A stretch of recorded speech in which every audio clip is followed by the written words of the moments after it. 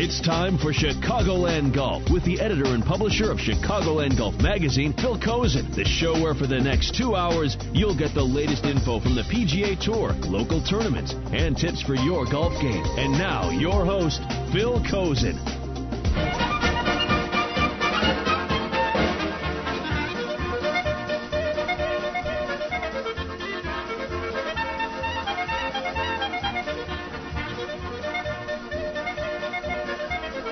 Welcome in, everybody, to another great edition of the Chicagoland Golf Show.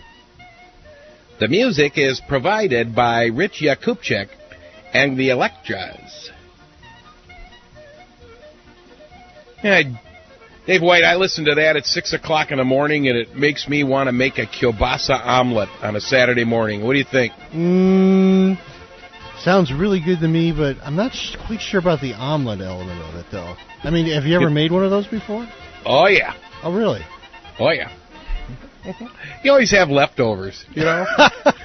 That's what the leftovers are for? Well, it's like when you order Chinese food.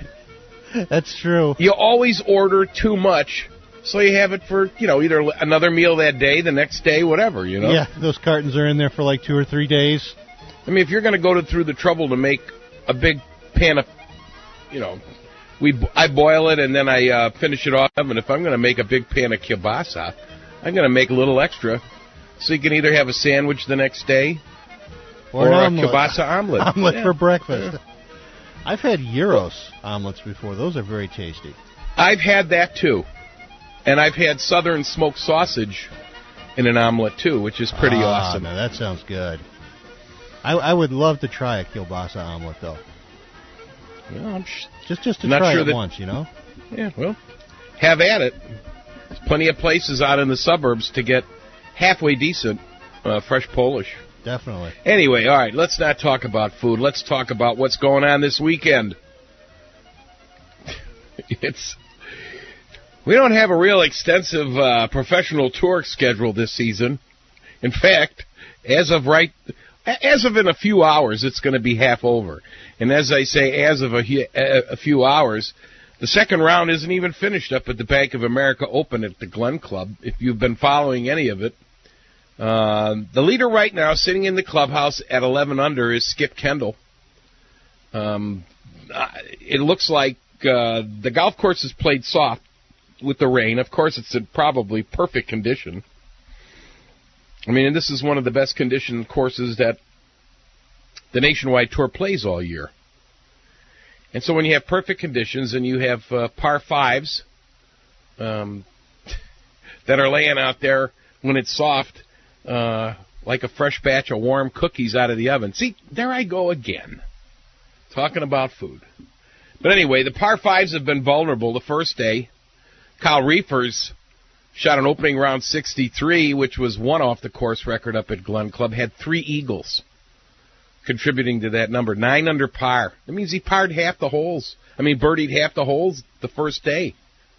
Well, he came back a little bit yesterday, but Skip Kendall, cheesehead, good guy from Wisconsin. He's the clubhouse leader at minus 11, and I, again, say clubhouse leader because the second round's not finished.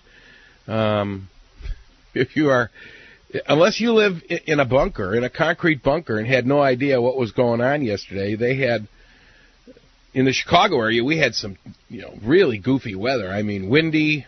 Look what happened at the Cubs game. What a comeback. But, that's what you get when the wind blows. At the Cubs game, when the wind blows out, it usually is pretty entertaining. It's always entertaining, and if the Cubs win, it's even more entertaining. But on a golf course, you don't really want all that wind. Well, they had it yesterday. They had a gust at Gurney, I heard, at like 64 miles an hour, I think. So they had a lot of wind up there. It was very tough to play the golf courses. There were some really fat scores yesterday. A couple guys shot in the 80s. Thanks to the wind and the conditions and everything, they had they delayed play in the morning, and then they had another delay in the afternoon. Anyway, they have 76 players that have to finish their rounds this morning.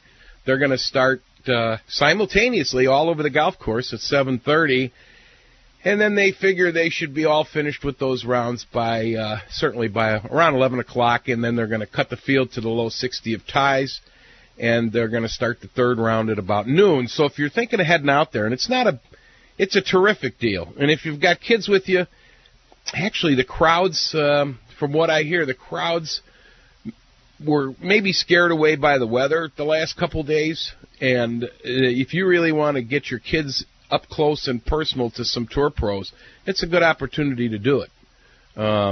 Colton Ost, who got a sponsor's exemption, looks like he's going to miss the cut. He's over par. The projected cut at this point with 76 players left looks like it's going to be a 2-under. So we'll visit in and out during the show today, the Bank of America Open, and during the second half of the show, we're going to talk to a guy that's tied for fifth, David McKenzie from Australia.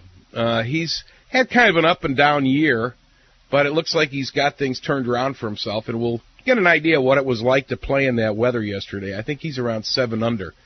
And later on in the show, we're going to have Eric Zorn, columnist from the Chicago Tribune, and the topic is going to be, if you play by your own rules, and everybody does that. I mean, you know, even if you have breakfast ball off the first tee, you give your friend a putt.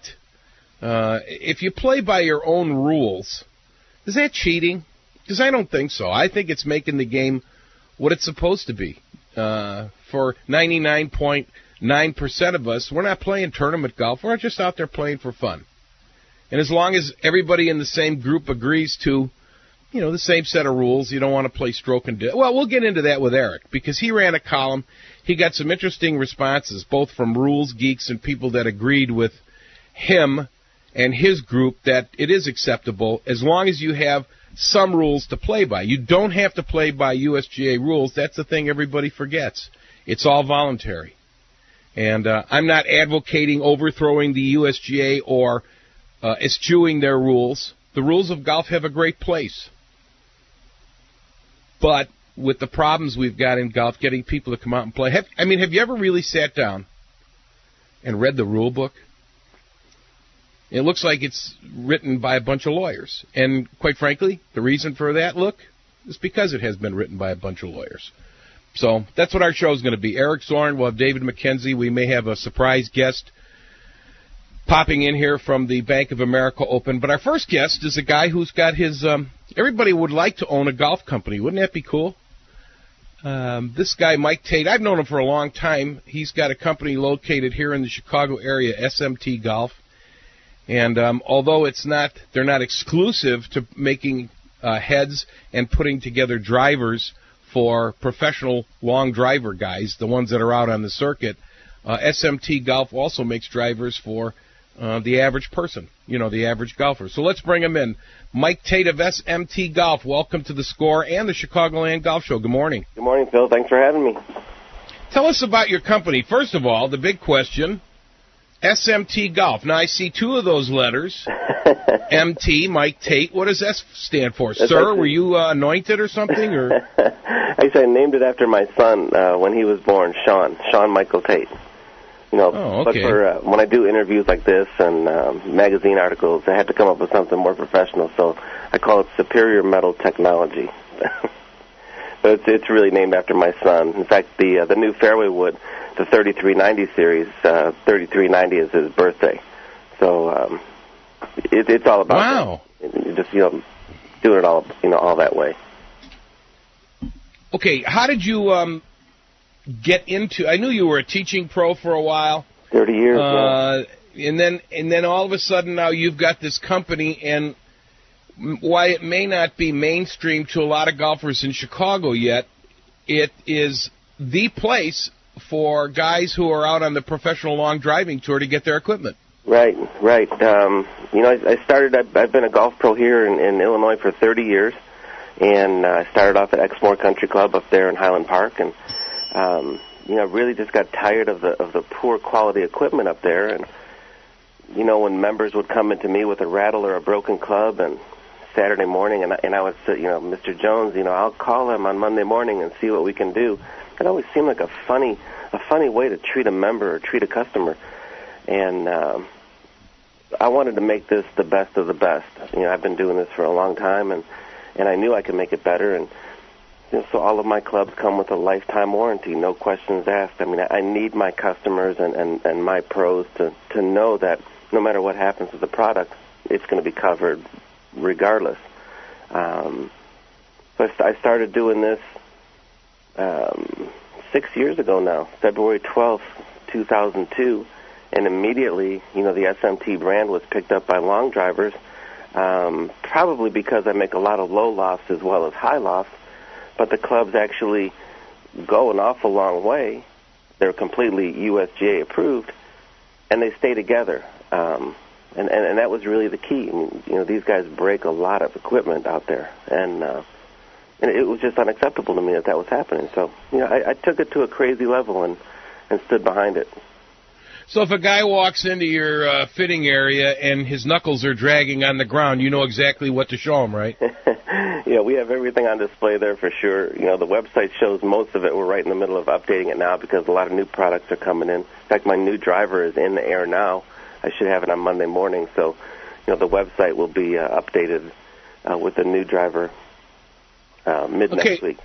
On your drivers, what is the range of lofts that you sell, complete from top to bottom? Well, I have right now I have 5 different drivers in stock. There's 67 different lofts, starting from 4 degrees all the way up to 14.5 degrees. So, okay, if you're going to fit a club, though, for the average guy, what is the lowest you will sell him? Because let's face it, I mean, I've got a driver 7 degrees. Mm-hmm.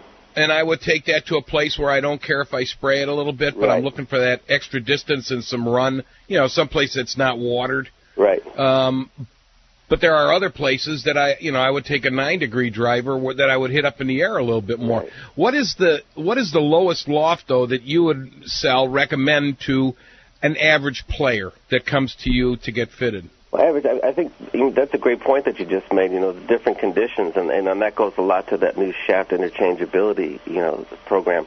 But so much of the fitting program, so much of the fitting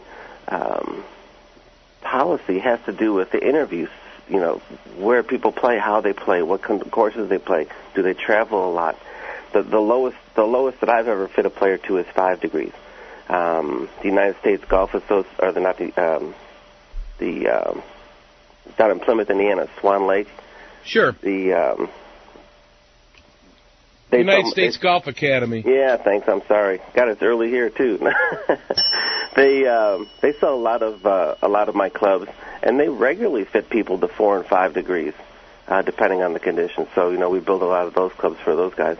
But isn't the school of thought now, especially with these lower lofts, that these guys are uppercutting the ball, especially in competition? Absolutely.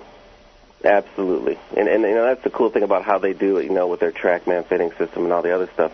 I mean, they really work with people to change angles of attack, to actually get them to hit up on the ball. I mean, let that club work for you. To be down there and doing demo days, I'm down there probably once every other month, all day. And it's amazing to see all the people come through and just are shocked at how quickly they can change them around. But, they use a lot lower loft than they think. So many people go in and they say, they'll come in and say, I need a 9-degree driver. But I have a 9-degree, my Encore driver, if they come in and get that in a 9 degree, they're going to hate it because it's a very high center of gravity club and it's going to hit the ball much lower. And, so all 9s are not created equal. But my Indio, my favorite club, they get that in a 9 degree. The spin profile is much higher, center of gravity is much lower. They're going to hate that club as well. So for people to walk around and, open their wallet and say, oh, yep, I need a 9 degree, where are the 9 degrees? That's absolutely not the way to do it. I mean, clubs are definitely designed to play different. Right. Just like everybody's firm shaft is different than the next guy's. Same thing with club heads. It all depends on where the weight it is and how it's designed. Oh, Mike, take a break here for a second. We're going to get in here and pay some bills. It's 6:14 on a beautiful Saturday morning. We're looking for a high close to 80 today, 20% chance of a pop-up thunderstorm. So if you're going out to play or you're heading over to the Glen Club for the Bank of America Open, you might want to keep an umbrella or a rain suit or some kind of a poncho handy. This is the Chicagoland Golf Show. I'm Phil Kosin. You're listening to The Score, Sports Radio 670. It's 6:23 in Chicago and every other place in the Central Time Zone. If you have 7 o'clock tee time, you can sit and listen for a while yet. And even if you do, you can go to the Score website at 670thescore.com and download a podcast. And for those of you that don't know what that is, it's an MP3 file. Gee, what is that? It's like the equivalent of a music file that you'd put in one of those little, that the kids run around with, or put in a BlackBerry. You can download it, put that file on your computer, and in most cases click on it, and you can listen to these shows. You can keep them forever. That's what I'm going to do. We have a guest on this portion of the show, SMT Golf's Mike Tate. We were talking about trying to fit people for clubs. His company not only keeps all the guys on the long driving circuit happy, but he also takes care of driver fitting and making drivers for average people. So, of all that, Mike, what do you see as your guerdon? Making sure that people realize that we're really not a long drive company. You know, the faces on my club are smooth. They don't have any score lines on them. And so many people think, you know, those clubs are illegal because there are no score lines. It really isn't, but, you know, then they notice, you know, I mean, the crazy amount of long drive wins we've had in so many different countries, and, you know, the Remax World Long Drive Championships we've won, and, oh, you're just a long drive company, and that's really not it at all. You know, we make the best we can make, and, in fact, you know, we're the longest driver on any PGA Tour now since 2003, and I don't know that that's going to, I really don't know that that's going to be broken. I mean, it's only because people just don't play the same game anymore out there. You know. Well, who on the PGA Tour is playing your club? Right now, I don't know on the PGA Tour that anybody is, but the record was set by Victor Schwamkrug on the Nationwide Tour, right there at the Glen Club. The big stick Schwamkrug. Yeah, his driving average in 2003 was 339 yards, just over 339 yards, and then he followed up the next year with 330 yards, and no one's ever had a season-ending driving average of that. And the 2004 Shell Houston Open, he hit it 429 yards, which was 40 yards longer than John Daly, so he set the record there. But, you know, it's a funny story. He was actually kicked out of his hotel room the day before because there was a 2-day rain delay.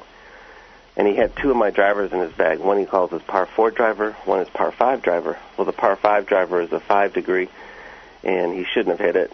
There was no reason to hit it, and he was just upset. He didn't have a hotel room, and he just blasted this thing.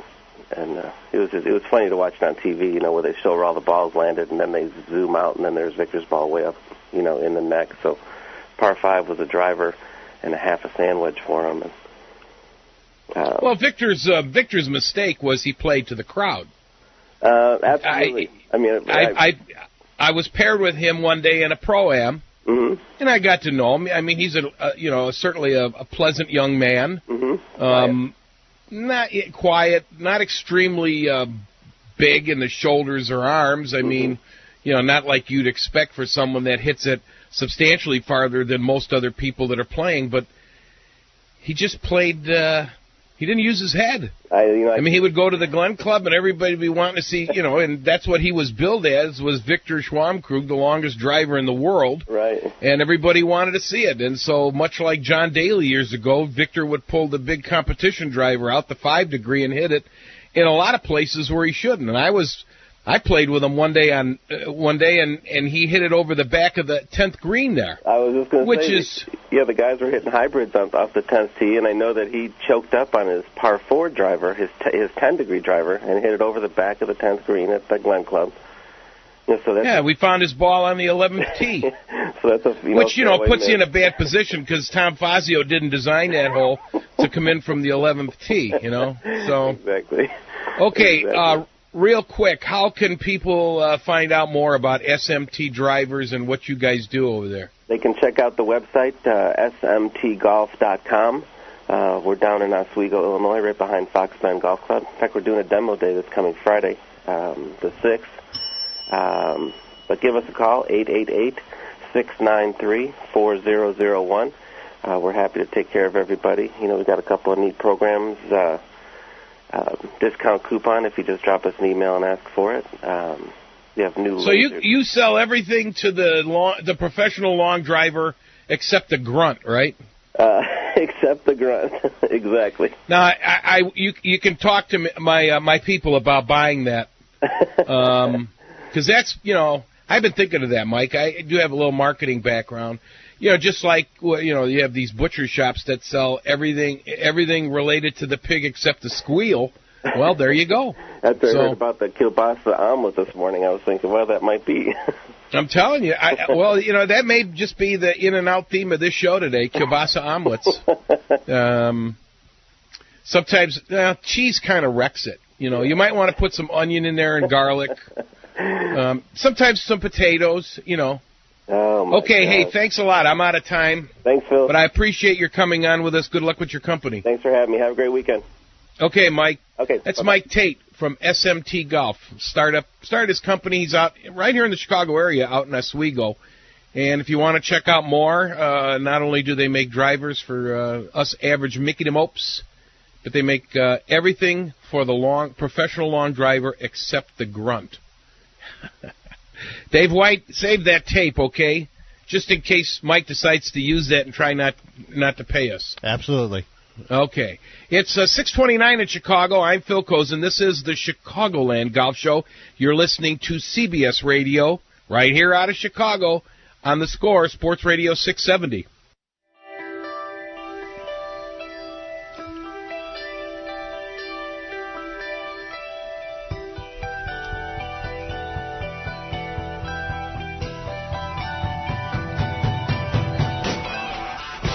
You have a 7 o'clock tee time. You have 25 minutes to get there.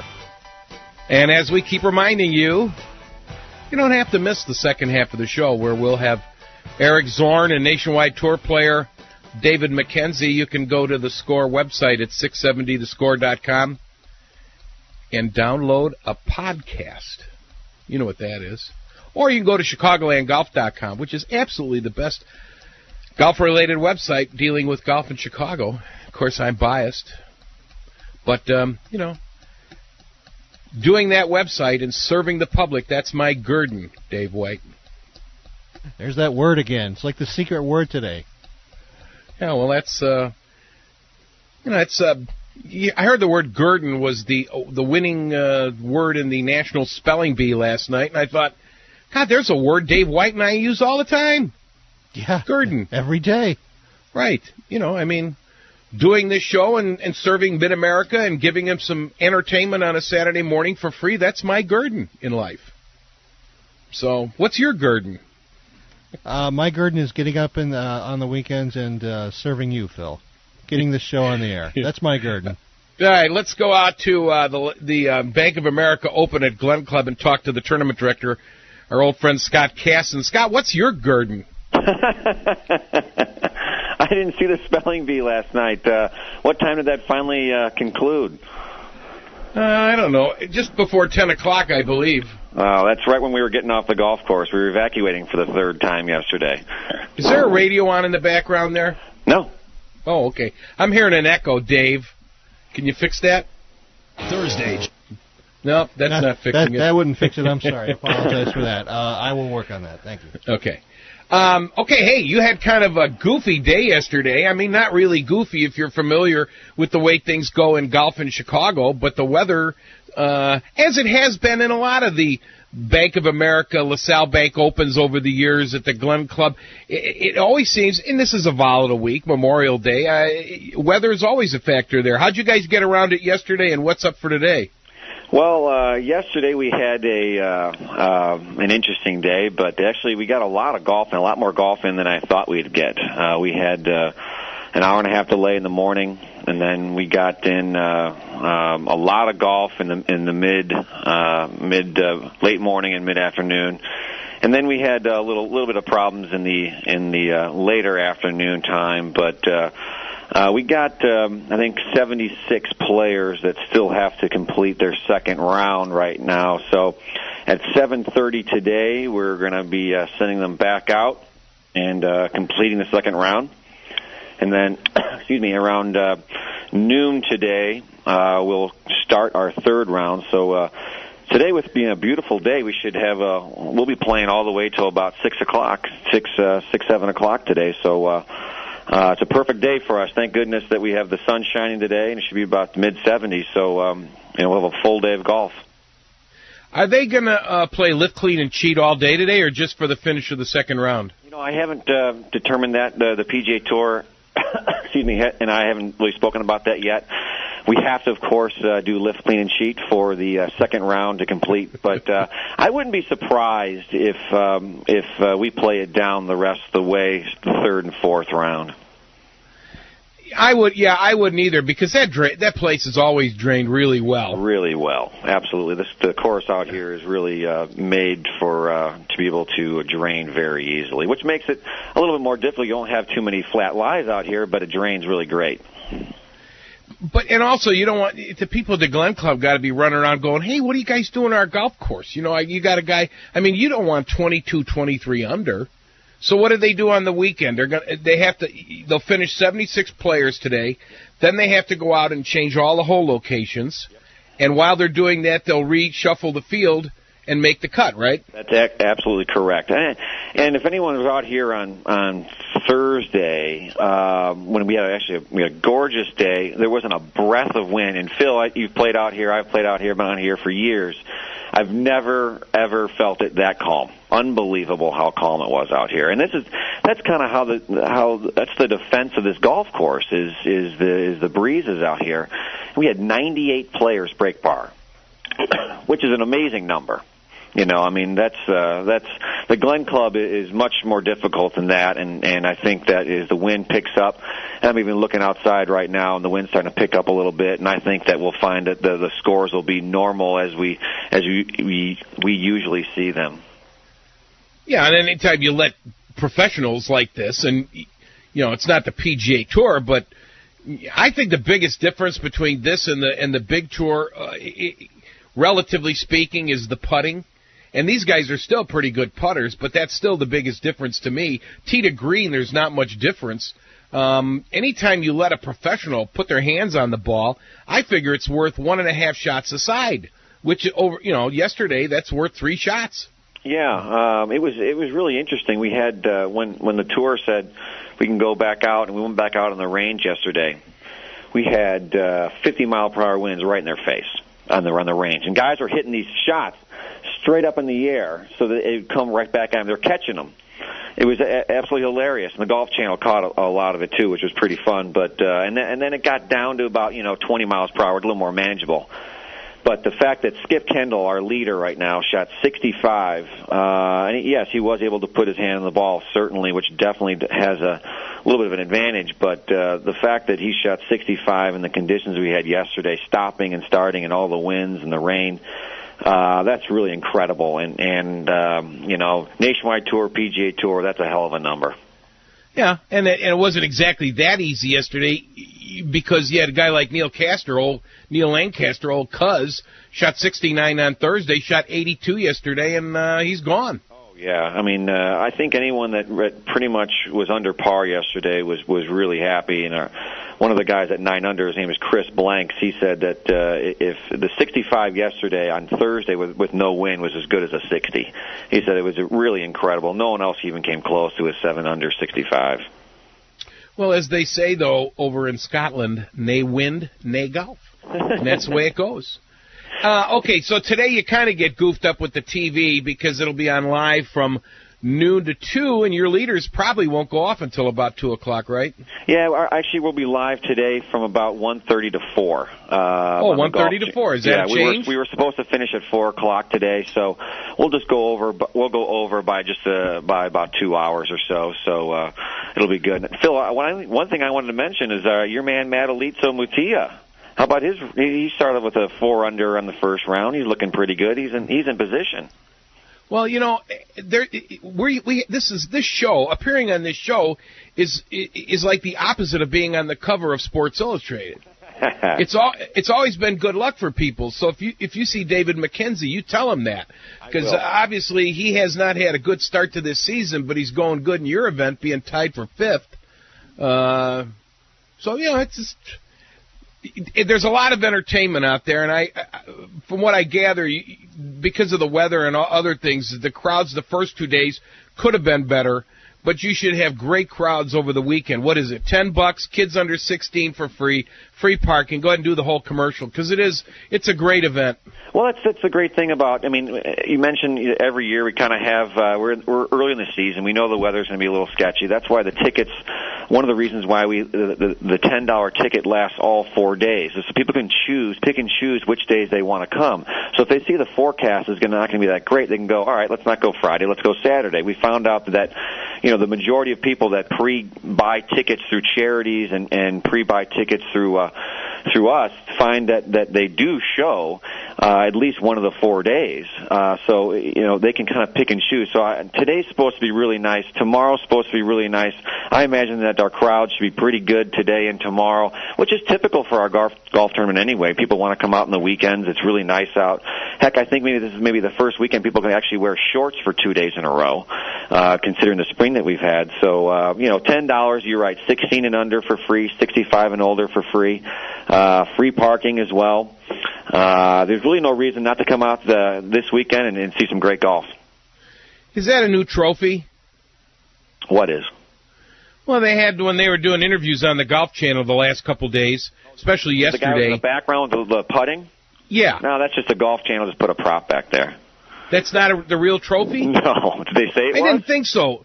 Well, then go tell those guys, whoever was doing the telecast yesterday, one of those guys said, and there it is, the trophy that's been held by everybody that's held that trophy has gone on to play on the PGA Tour the next year. And I'm thinking, that's not the trophy. What are these guys talking about? Funny thing about that trophy, I saw him pull it away. I didn't really see when they were broadcasting. A guy pulled it away. The little guy putting there didn't even have a putter in his hand, so I don't even know what that thing was. No, our trophy is a beautiful sterling silver from Tiffany, for crying out loud. That's what I thought. Yeah, that thing is. Well, that was just a prop. That might be maybe they bought themselves and gave themselves a trophy. The Golf Channel. All right. Well, may you be guerdoned with 2 days of good weather and big crowds. Oh, well, thank you very much. I hope that's a good thing, because I have no idea what that means. Guerdon? Yeah, well, I'm a writer, and I had to look that one up. I don't even think George Will has used that word in one of his columns. Guerdon means, it can be used as a noun or a verb, and it means to reward, or a reward. So let that be your guerdon. What? Spell it. Guerdon. Got you. Guerdon. That was the word that the young man knew last night to win the National Spelling Bee, and doggone it, in memory of that and to commemorate that and to honor him, we're going to use that word as many times as we can today on the old Chicagoland Golf Show. Going to try to get that word into the mainstream. I'll do my best on this end, too. All right, hey, Scott, have a good day. I'll talk to you later. All right, thanks, Phil. Thanks, buddy. That's Scott. How do you like that, Dave White? See, he didn't know what that word meant either. I think we've set a new record for using the word guerdon in 45 minutes. Oh, hey, we aren't done yet. I got another whole half a show, and you know what? When we have Eric Zorn on after the top of the hour, this is the kind of stuff he writes columns about. So, I think we'll all be guerdoned with his appearance here today. With his expertise in the English language. Yeah. I mean, I guerdoned if I had a kielbasa omelet right now. Oh, here you go with food again. Stop that. Yeah, there you go. Yeah. By the way, you know what? Let's take a break and then we'll come back. I have some email and some things to clean up from last week, and I got some emails I want to answer over the air because I think they're questions that other people, other than those who sent me the original email, would ask. And so we'll take care of those when we come back from a break. It's 6:47 in Chicago on the Chicagoland Golf Show, right here over by there on the Score Sports Radio 670.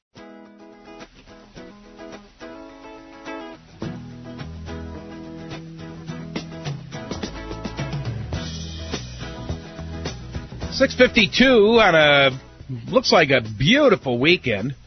They're saying both today and tomorrow, 20% chance of a pop-up thunderstorm.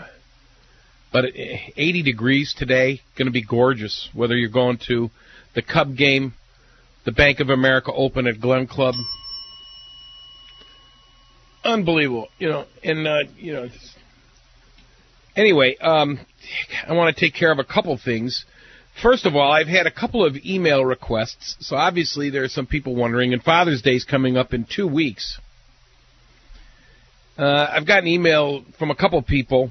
Apparently they don't know how to find the podcasts on the internet of those shows.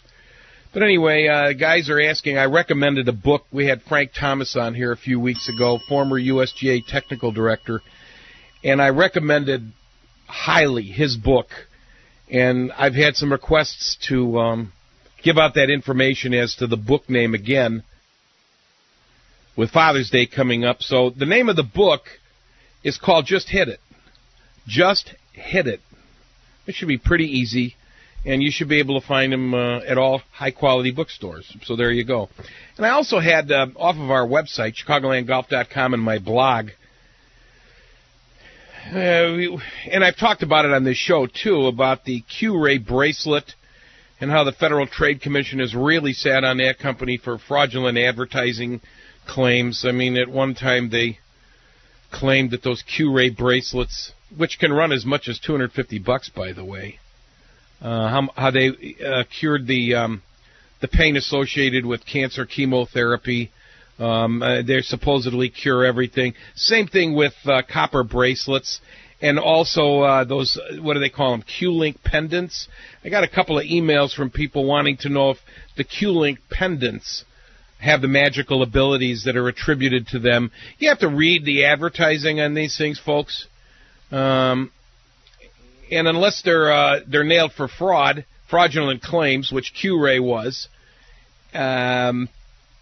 take it with a grain of salt. If it sounds too good to be true, it is. And I've tried the pendants. I'm a skeptic.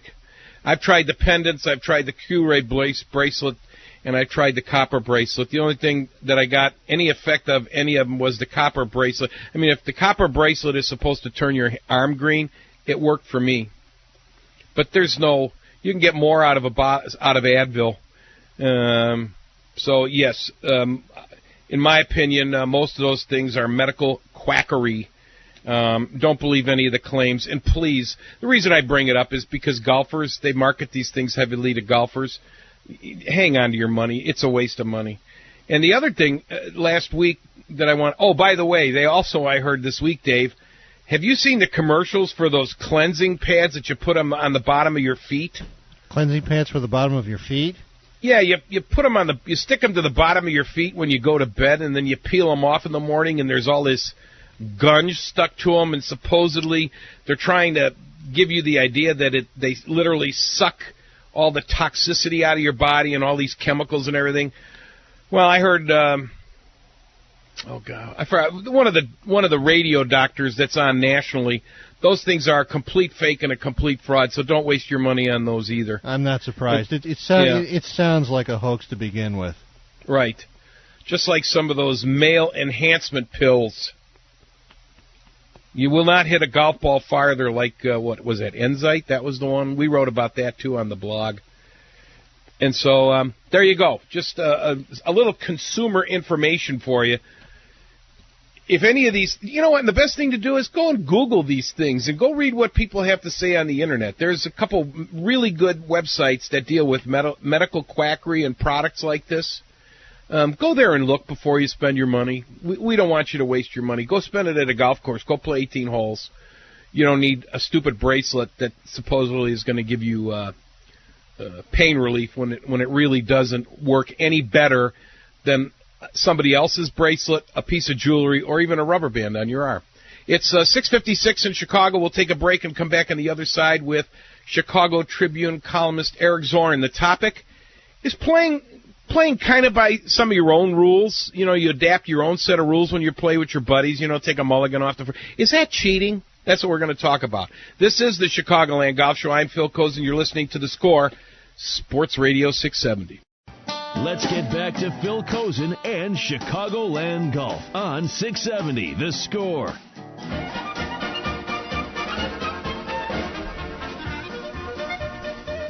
And welcome back for the second hour of the Chicagoland Golf Show. In case you missed the first hour, the delicacy of the day is a kielbasa omelet. Anyway, we're going to have some fun during this next half hour because I've asked Eric Zorn of the Chicago Tribune to come on and join us. I think this is one of, I can speak for him, I think this will be one of his favorite subjects. He wrote a blog entry on his Change of Subject blog at chicagotribune.com this week, a defense of cheating at golf, and he talked about some of the rules that he and his friends have adopted, not exactly USGA, but they play the same rules all the time. Eric, welcome in, first of all, and good morning. Hey, how are you? I'm fine. How are you? Really good. Getting up early and serving Mid-America is, it's my guerdon. Well, this is the best time of the day to golf, I think. When I get up real early to play during the golf season, this is a beautiful time of day to play. Well, that's why I've been on in this time slot for 15 years. And, these are my guys getting up to go play. I just, there's nothing better than getting out. I think, the social aspect of golf and the family structure has changed over the last 15 years to where a lot of guys can't tell their wife unequivocally, I'm going to go play golf on Saturday and Sunday morning. But still a lot of people get up to go play.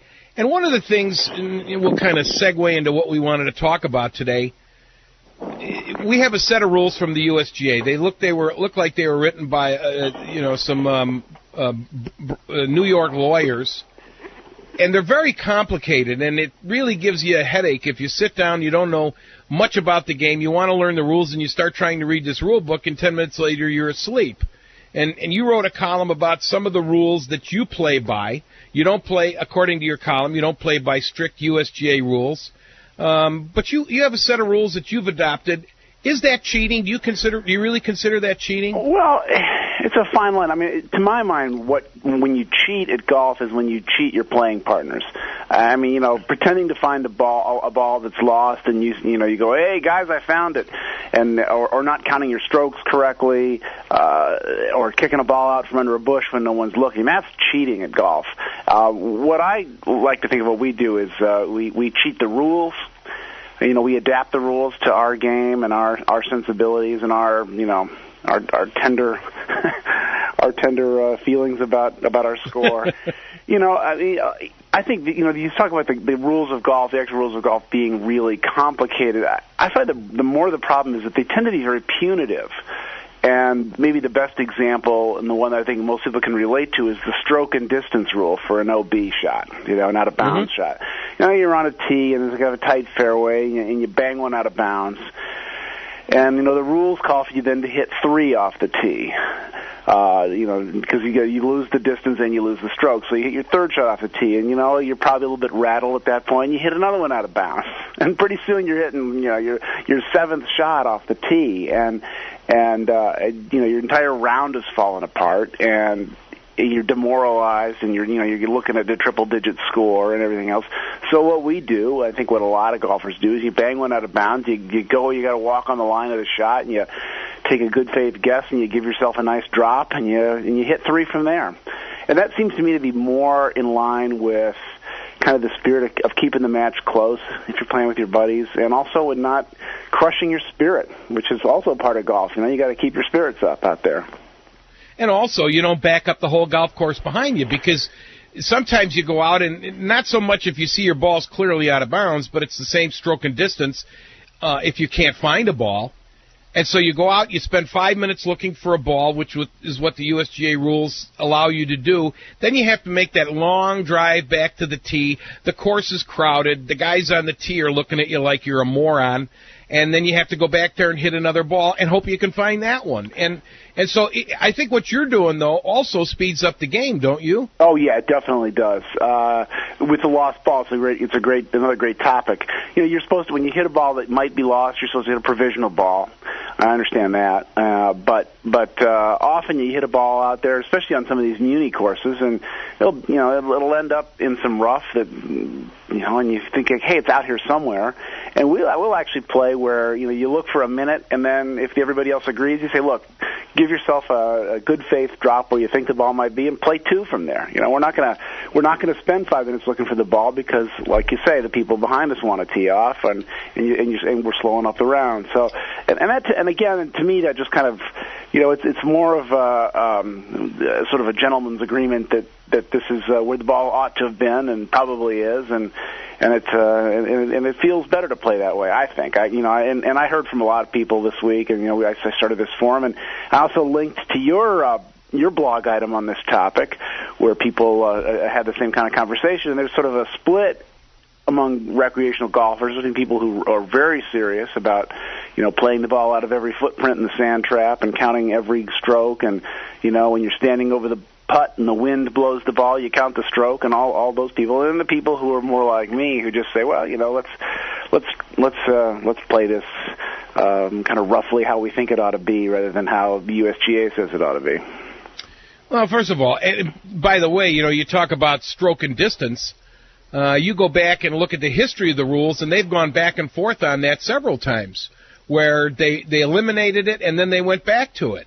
So, in the interest of speeding up play today on golf courses, especially when they're crowded and play's dragging out anyway, which is one of the main reasons why that's being cited, why people do not play as often or will not go out and play if they're limited with time, because it does take so long. I'm in favor of anything that makes the game more fun for people, because let's face it, 99.9% of the rounds of golf played in this country are not tournament golf. And so like when we run our Illinois Women's Open every year, of course we're going to play according to Hoyle. But when you go out and play with your friends, USGA rules are voluntary. As long as you play, you start on the first tee, you play the holes in order, you don't create any damage on the golf course, you finish up on the 18th green, and you don't back up the whole golf course, you can play any rules you want. Yeah, no, I think that's really true, and I really liked your proposal of maybe the USGA setting up a different set of rules for recreational golf and tournament golf. We have different sets of rules for sports at different levels all over the place. Why not golf? Yeah, and then, of course, and you saw what I expected, because I got it, too, when I wrote my blog piece on this last December, which I think I'm probably going to print in the next issue of Chicagoland Golf, since it's become a topic again. But you hear from all the people that think golf is a religion, it's a religious experience, and what I can't believe, well, I guess I can, because, there's all kinds of morons walking around out there, but I can't believe that people let themselves get upset knowing that other people on the same golf course with them aren't playing strictly by the rules. Can you believe that? Well, I think what they resent, and I understand this, if someone has an honest 12 handicap, and then comes up against someone like me who says, if I say my handicap is 12, when in fact the only reason that it's 12 is because I'm giving myself 3-foot putts and not taking stroke and distance, and I'm fixing my lie, and if I'm playing winter rules all year round, and all these things, then he feels that cheapens his 12 handicap. Even though if we play against each other straight up, he'll kill me, because he's used to playing by the real rules and I'm not. But people do feel, I think there is a sort of sense that people measure themselves by their score. And I'm not claiming a 12 handicap, by the way, but I'm just an example. But people do measure themselves by their score, and I think that's what bothers someone, is if you say, yeah, I usually shoot about 95, then that sort of says something about you as a golfer, and maybe that's not as representative for some people as it is for others. Well, some people feel very burdened by the fact that they can shoot low scores and that they play by the rules. Other people just go out there. I know a lot of people that don't even mark a card. And there was something that I referred to, or somebody referred to on one of your blogs, about gambling. And how, of course, if you're going to be having a little money game or some kind of a game within your foursome, of course you all have to still play by whatever set of rules your group has agreed on. You printed yours in the Tribune. But we did a survey at Chicagoland Golf, oh man, it's got to be 15, 16 years ago. Got over a couple thousand responses. And one of the questions on the survey was, do you gamble? What do you play for when you go out and play? And 94% of the people that responded, Eric, said they play for something, even if it's just a hot dog at the end, which really surprised, in a way it surprised me, in a way it didn't. But the most popular bet was a $2 Nassau, 2 on the front, 2 on the back, 2 overall. And so people are using, to make a game interesting, to make it more interesting than it already is, they're going to play for something. Like I said, even if it's just bragging rights. Yeah, we usually play for bragging rights. Lately we've been playing for quarter skins, which is pretty pathetic. I mean, when it gets down to a skins game for a quarter, you're really tired. And $2 Nassau, same thing. It's almost symbolic at the end. It's like, someone buys the hot dogs, someone buys the drinks, but yeah, and if you're playing, but even when you're just playing for bragging rights or just playing for fun, the competition is a lot of fun.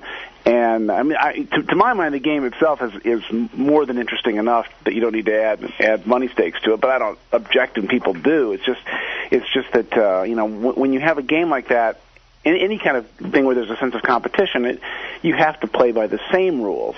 The only time where we have ever, my group, and we've been playing together about 10, 12 years now, where there's ever any kind of shifting around or questioning, has to do with gimmies and the length of a gimme putt.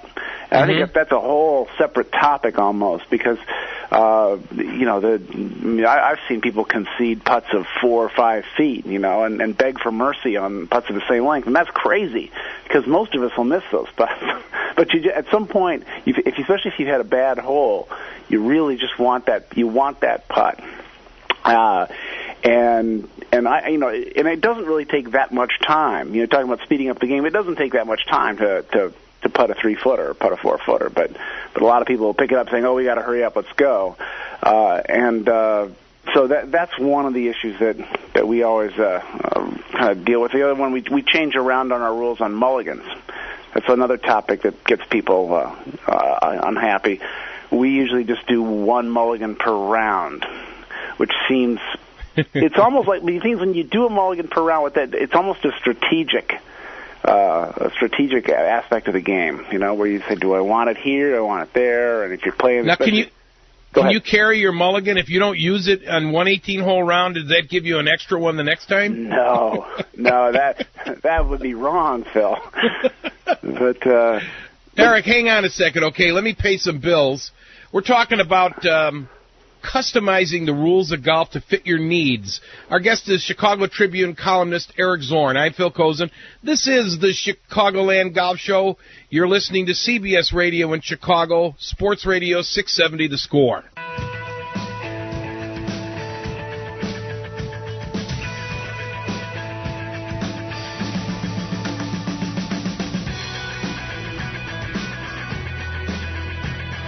.722 in Chicago. If you have an 8 o'clock tee time, you've got 38 minutes to get your butt to the first tee. And let's do fifth caller at 312-644-6767. We'll get, if you're the fifth caller, we'll give you a hat for, what is it, Dave White? What is their guerdon if they are the fifth caller? It's a Straka.com golf hat. That's a very good guerdon. That's an outstanding guerdon. One of the best of the morning already. Yeah. Okay, our keyword for the day, of course, guerdon.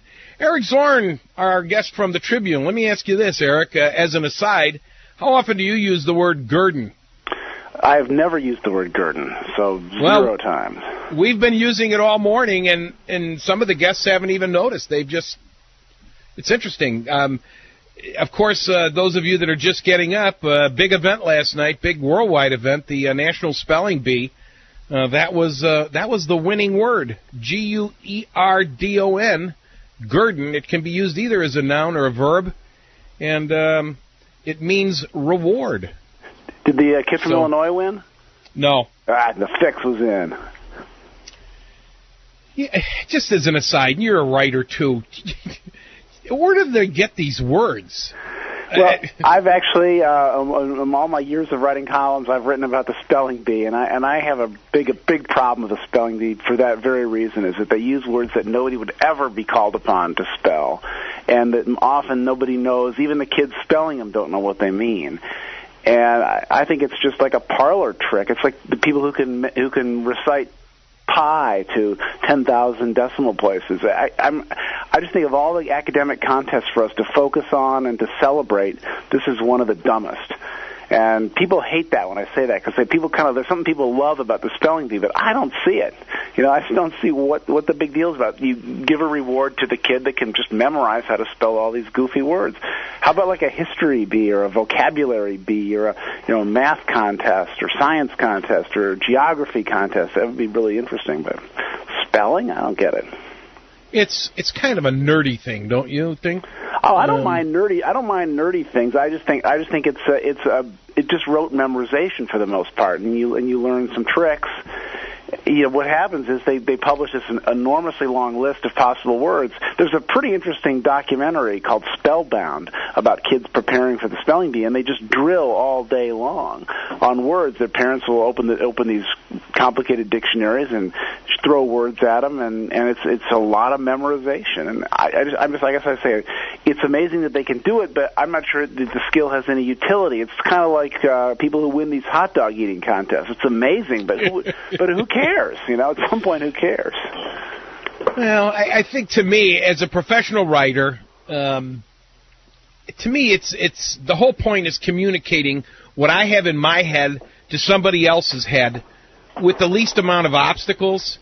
And when, I'm a professional writer, Eric, and usually every time I read a George Will column, I've got to go to the dictionary at least once, sometimes twice, maybe even 3 times on a good day.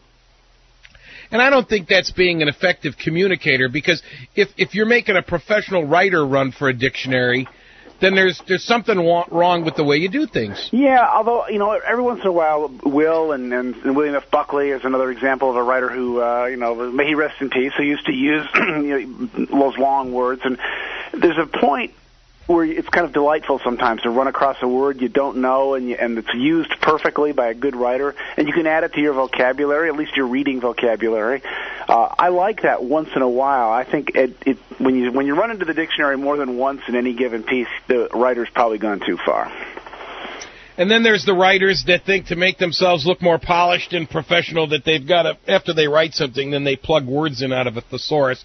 But that's for another day. That's really well. But you know what? It's, in some ways, what you're saying gets it back around to what we're talking about, which is why do we do things? You write to communicate. Why do we play golf? We play golf to have fun out there, right? I mean, most of us are not. I mean, I'm not making our livings on our golf scores, and so we're out there to have fun. And so, can we adjust the rules of the game, and how do we do that so that we maximize our fun, right? Yeah, and that's why I'm trying to bang the USGA. I'm not one of their favorites, but I've been doing this for years because I saw in the early 90s when we were still building golf courses and the game was going nuts and people were buying equipment. We had all these equipment companies. I saw what was going to happen.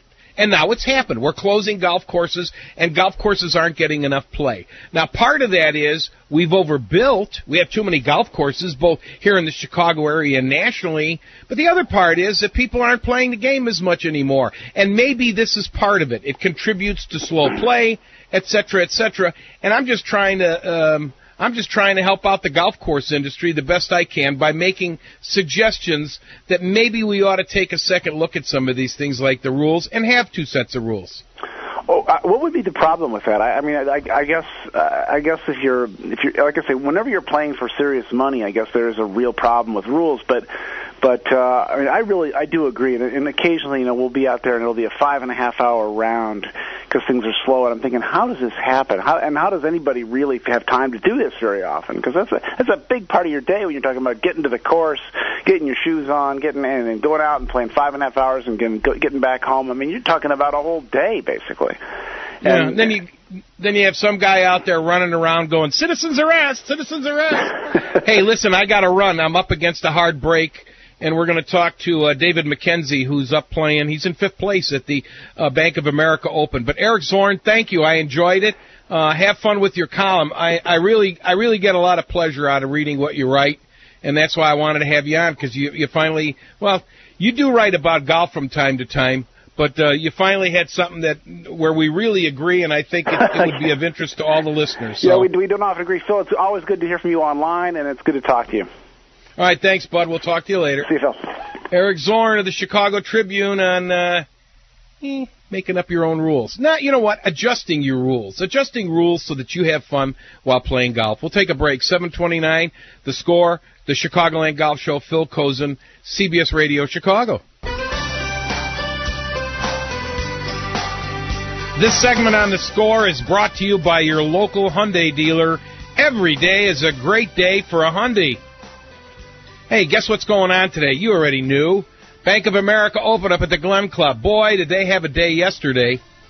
Rain, lightning, wind. It was a mess. Some guys scored really well. Some guys didn't. Like Neil Lancaster shot 69-82. Ouch. And he's done. But let's talk to one of the guys that played yesterday. He's currently, as we start this morning, and they're starting 76 players. Actually, 5 minutes ago, they teed off to finish the second round. But when everybody went home last night, David McKenzie was tied for 5th. Congratulations, David, and welcome into The Score. Thanks a lot, mate. Appreciate it. Okay, tell us what your day was like yesterday. I know that tour pros like to get into a routine. They know what time they're going to get up. They know what time they're going to leave for the golf course. They have everything set up. And then yesterday, starting and stopping play, starting late, how does that mess with your mind, and how do you fight that? You pretty much know that it's going to be like that because you check the weather conditions as you're talking about the preparation. So you check the weather conditions. I arrived at the golf course yesterday morning about 6 o'clock for a 7:20 tee time, and went and spoke with the weather guy, and he said, well, there's going to be a storm here at 7 o'clock. So I basically had an extra time for breakfast and didn't even get to warm up before we had our first rain delay.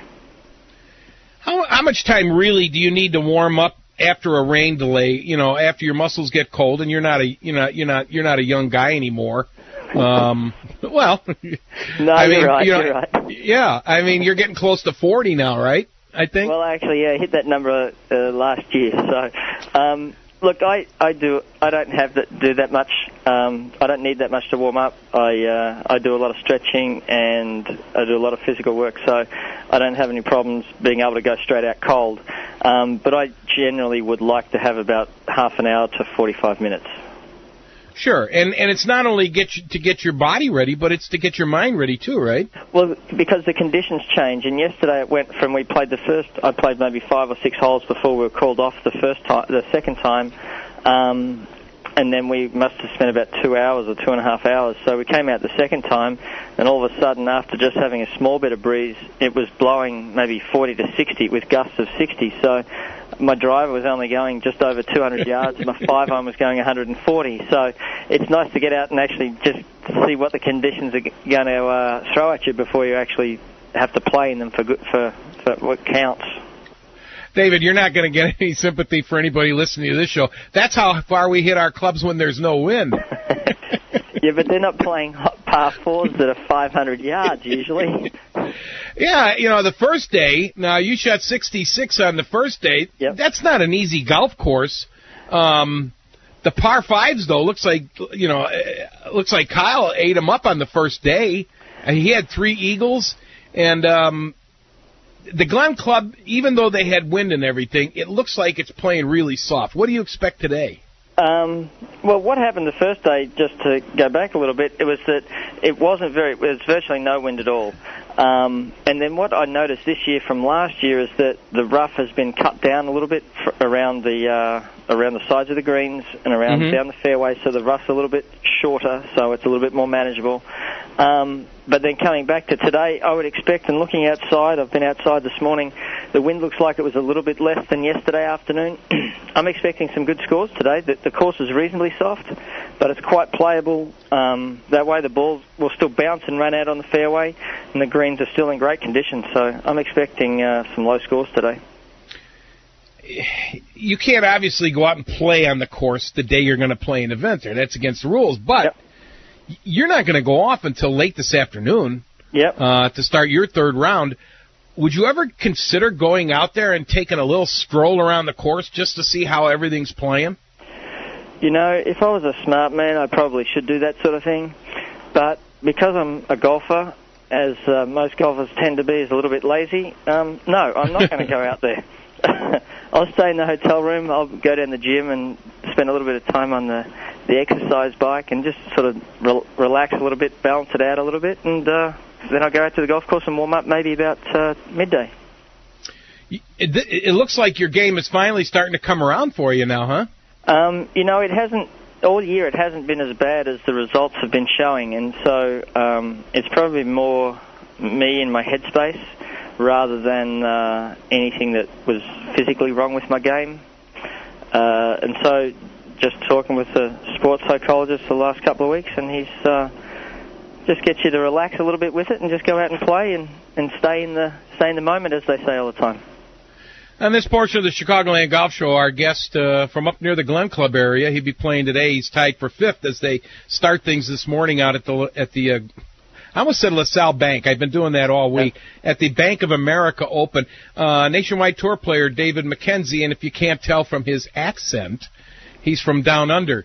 How do you like the Glen Club just as a venue? I know it's one of the best conditioned courses that you guys play on tour.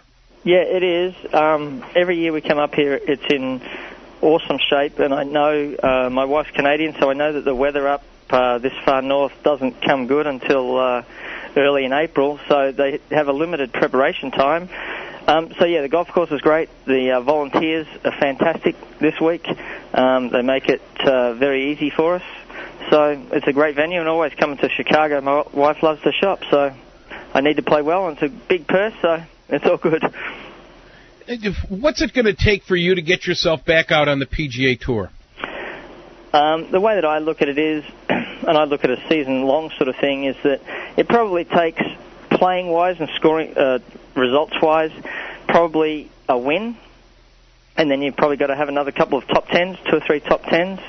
Or if you don't win, you've probably got to have maybe 4 top fives to get the money to finish just in the top 125.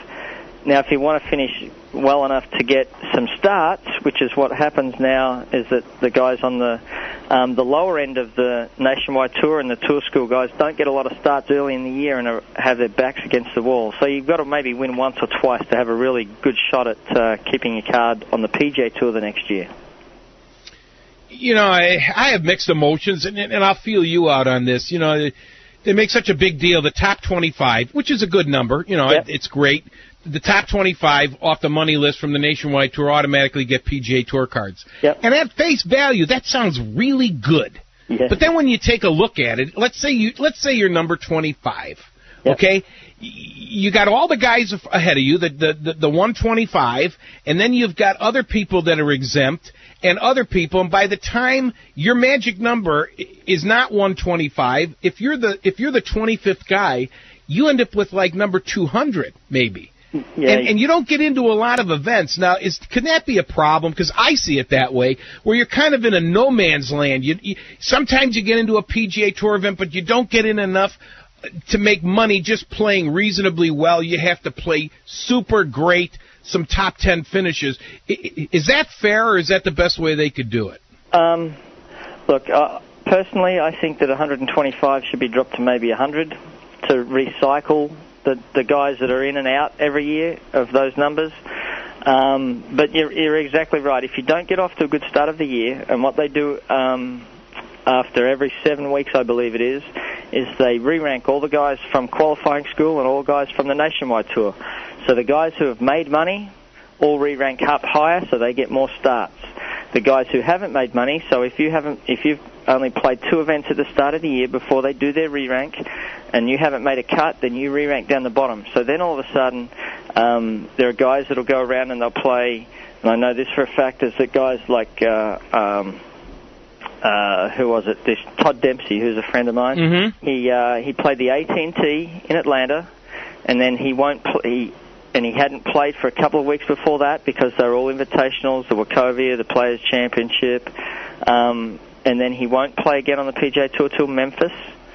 And then after that, we've got the US Open and a couple of other events. So he only plays maybe one in every 4 weeks or one in every 3 weeks for the start of the year. And then what happens is later in the year, when the fields start to open up, Tiger Woods and Phil and those guys don't play again after the British Open or after the PGA, the fields open right up. So you might get 7 or 8 or 9 starts in a row, in which case you want to take a week off to regroup.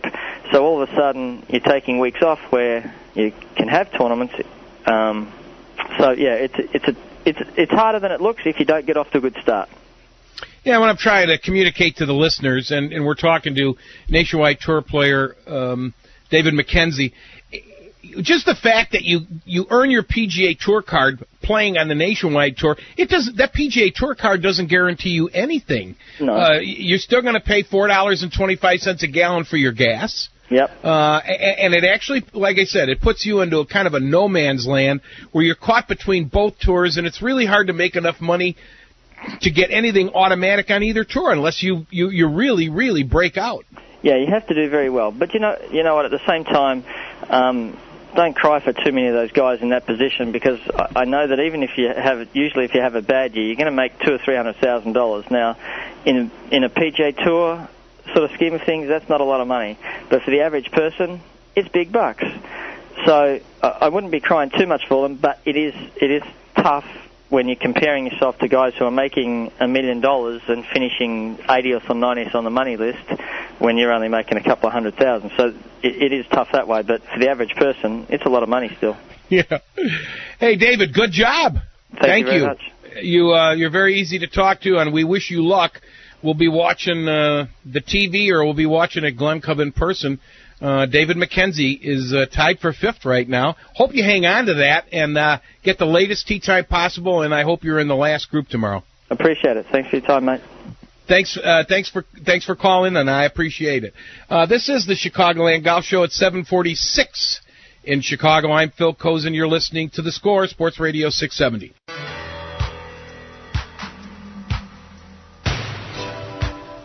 $7.50 on The Score. This segment is brought to you by Chicagoland Acura dealers. The all-new 2009 Acura TSX is here. Go to ChicagolandAcura.com, where you can learn a heck of a lot more. David White, it's time to Gurdon, our 5th caller, for the Straka.com hat. Yes, congratulations goes out to John Schnur of Chicago. John, you have Gurdoned a Straka.com hat, brought to you by Straka.com for people who love golf and Sports Radio 670, The Score. I feel personally very Gurdoned by the show we did today. How many times did we use that word? Now, we got it past the first 2 guests, and they didn't even notice.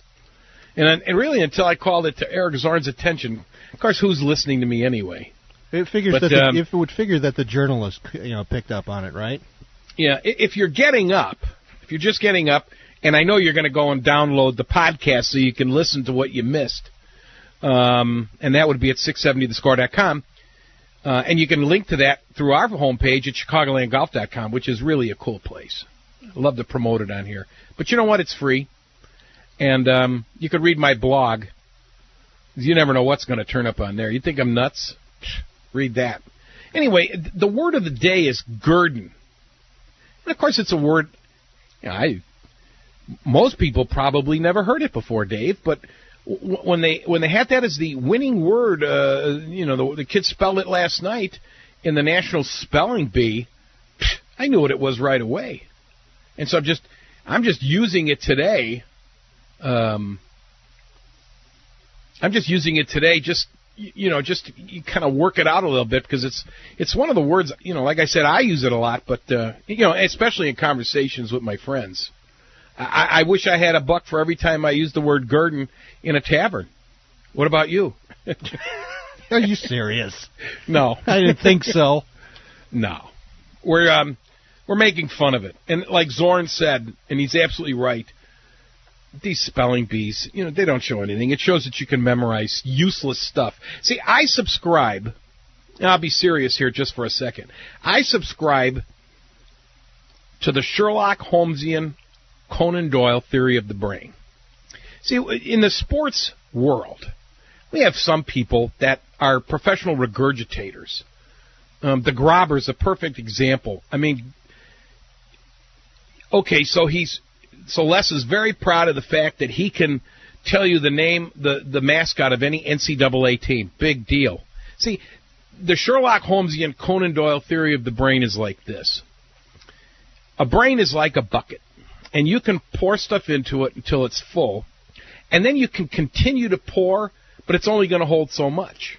So what I've done in my life, and of course I'm recommending this to everybody that's listening, is to not worry about memorizing stuff that you can look up.